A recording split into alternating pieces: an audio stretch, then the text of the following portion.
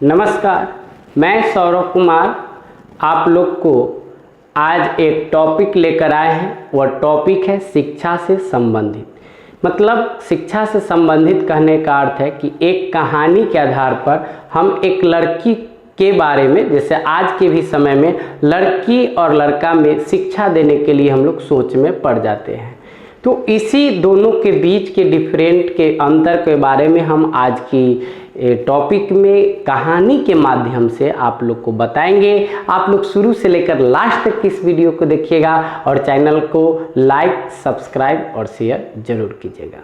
तो चलिए स्टार्ट करते हैं। एक कहानी जो काल्पनिक के आधार पे हुई होता है। तो कहानी है कि एक राजा होते हैं और राजा के जो चौकीदार होते हैं वो ठाकुर जी होते हैं। तो राजा के जो चौकीदार जो ठाकुर जी, उनके पास एक लड़के होते हैं और उस लड़के को चौकीदार जो है अच्छा खासा एजुकेशन देते, पढ़ाते लिखाते और पढ़ा लिखा कर उसको ग्रेजुएट बना देते हैं। ठीक। और इधर राजा जी जो है वह राजा जी का 3 नियम था। राजा जी के जो था 3 नियम था। 3 नियम। पहला नियम था कि बेटा में बढ़ बेटा, बाकी सब बेटा बेकार है। पहला नियम क्या था कि बेटा में बढ़ बेटा, बाकी जितना भी बेटा है वो सब बेकार है। ठीक। दूसरा नियम था कि जल में गंगा जल, जल में गंगा जल और बाकी सब जल बेकार है। और जल में गंगा जल, बाकी सब जल बेकार है। और तीसरा नियम था कि फूल में गुलाब के फूल, बाकी सब फूल बेकार है। यह 3 नियम का प्रयोग जो थे, राजा जी कहीं भी जाते थे तो इन शब्दों का प्रयोग हमेशा करते थे। ठीक।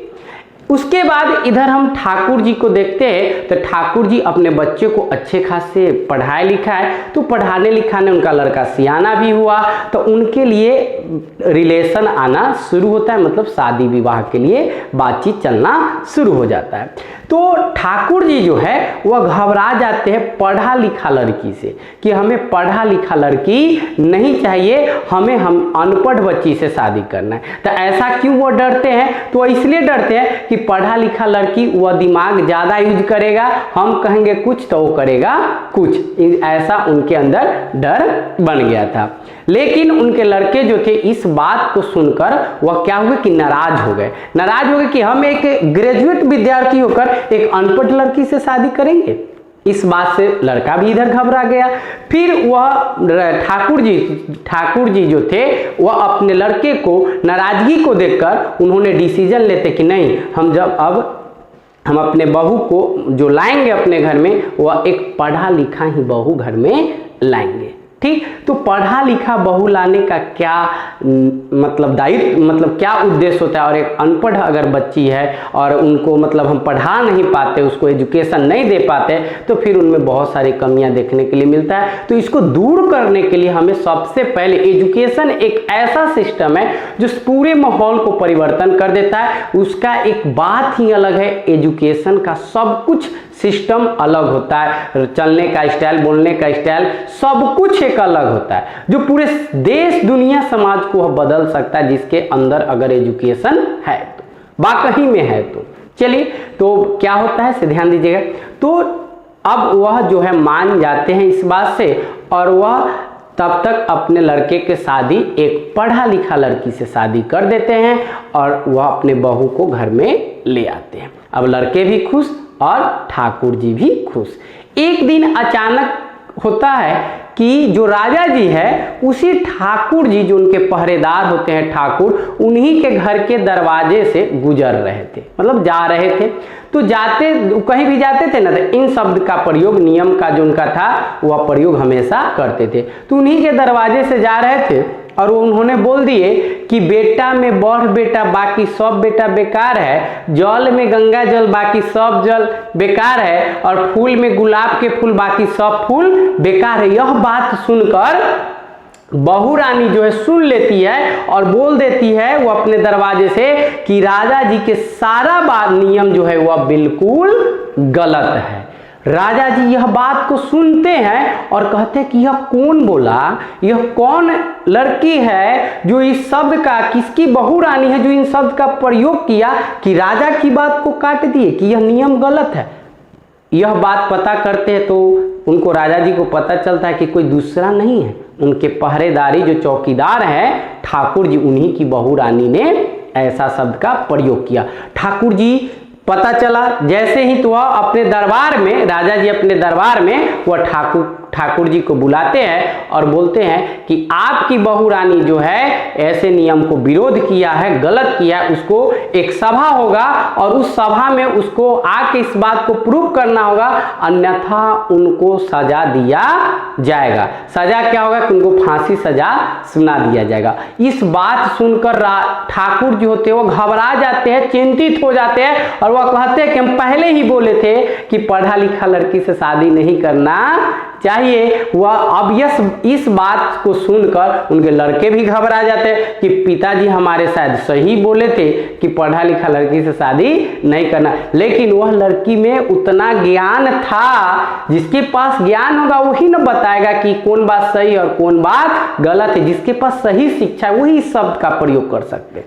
लेकिन उस लड़की के अंदर कॉन्फिडेंस था, उस बहू रानी के अंदर कॉन्फिडेंस था कि उन्होंने उस राजा जी के तीनों नियम को गलत साबित कर दिया। एक दिन सभा लगता है और उस सभा में ठाकुर जी की बहू रानी को बुलाया जाता है और राजा जी उनसे कहते हैं कि अगर आप इस तीनों नियम को प्रूफ नहीं किए तो आपको आज इस फांसी की सजा सुना दिया जाएगा, अन्यथा अगर आप पूरा बता दिए तो आपको देशरी से लेके अब मुजफ्फरपुर तक के पूरे आपके नाम कर दिया जाएगा। ठीक, इधर लड़के भी कहानी है, यह एक काल्पनिक कहानी के आधार पर हम लोग इस चीज को देखते हैं। तो क्या होता है कि पहला क्वेश्चन उनसे किया जाता है, उधर राजा ठाकुर जी होते घबराते कि आज पूरे सभा में मेरा तो आज बेइज्जती हो जाएगी, मेरी नाक कट जाएगी। उधर लड़का भी घबराते कि पिताजी शायद मेरा सही बात बोले थे, जिसके वजह से आज हमें भी ये दिन देखना पड़ रहा है। लेकिन उस लड़की के अंदर कॉन्फिडेंस लेवल देखिए तो पता चलेगा। पहला क्वेश्चन राजा जी करते हैं कि बेटा में बड़ बेटा बाकी सब बेटा बेकार है, इस बात को प्रूफ कीजिए। लड़की वह बहू रानी बहुत हंसते हुए और मुस्कुराते हुए बोलते हैं कि अगर 100% बोलेंगे फिर भी कम जाएगा, यह बात बिल्कुल गलत है। तो सही क्या है वो चीज सुनिए। बेटा में बड़ बेटा बाकी सब बेटा बेकार। बेटा में समझदार बेटा बाकी सब बेटा बेकार है। यह बात सुनते ही पूरा ताली की गड़गड़ाहट बजने लगा और बोले कि बिल्कुल सही है, बेटा 1 नंबर हो, 2 नंबर हो, 3 नंबर हो, कोई मायने मतलब नहीं है। बेटा समझदार होना चाहिए, संस्कारिक होना चाहिए, तभी तो सब कुछ होगा। पहला क्वेश्चन उनका सही होता है। राजा जी का तभी 2 क्वेश्चन बचा हुआ है, दूसरा क्वेश्चन पूछते हैं, उसको आप प्रूफ कीजिए, अन्यथा आज आपको फांसी सुना दिया जाएगा। 3 क्वेश्चन के तीनों क्वेश्चन आपको जो है प्रूफ तीनों नियम को करना है। दूसरा क्वेश्चन होता है कि फूल में गुलाब के फूल बाकी सब फूल बेकार है।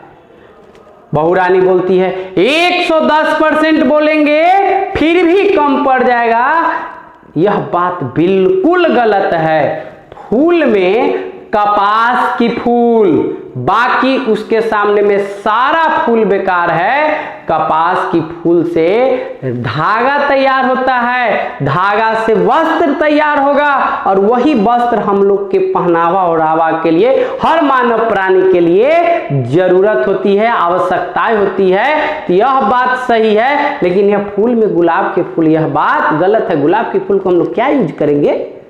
तो फूल में कपास की फूल बाकी सब फूल बेकार है। ताली की गड़गड़ाहट।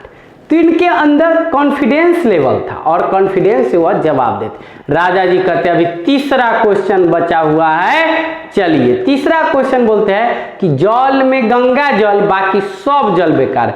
बहू रानी जवाब देती है कि यह नियम बिल्कुल गलत है। 100, 150, 200% बोलेंगे ना फिर भी कम पड़ जाएगा। तो क्या सही जवाब दिए बहू रानी?